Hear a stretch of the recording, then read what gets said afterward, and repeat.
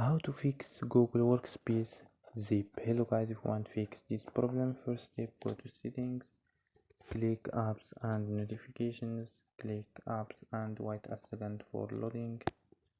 So scroll down for choose your app, Google Workspace sheets, or you can search here and click application.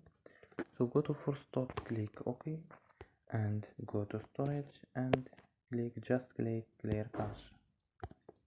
After these steps, you can restart your phone. So don't forget like and subscribe.